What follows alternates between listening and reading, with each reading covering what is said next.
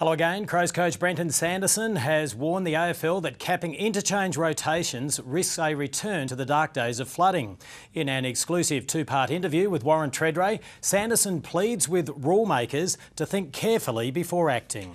Coaches aren't happy, players aren't happy from a player welfare point of view as well, but if the AFL said we're going to cap it at 120, 130, we could live with that. You know, the game wouldn't change that much, but to be honest, with a cap of 80, you're going to see a lot more flooding. I do agree with changing the rules if it's warranted, but I don't like the idea of changing the rules because we're guessing.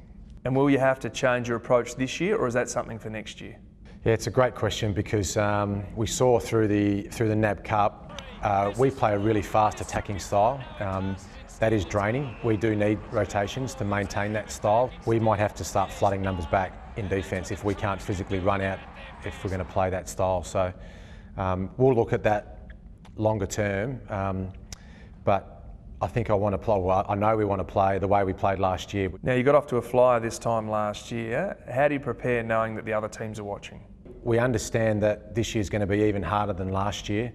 Our draw's a lot harder. There'll be some challenges along the way, but the strength of this group's been its ability just to live in the moment.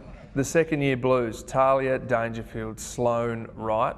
Have you spent much time personally with these guys to make sure that they need to perform this year? We're expecting a lot from those boys again this year. We'd also expect a few other boys to jump up this season from underneath them. So where that improvement comes will have to be from those players that were potentially on the fringe last year. They need to force their way into the side. And we'll have more from Sando tomorrow night on his own coaching aspirations and the future of a couple of veterans at West Lakes. Looking forward to that.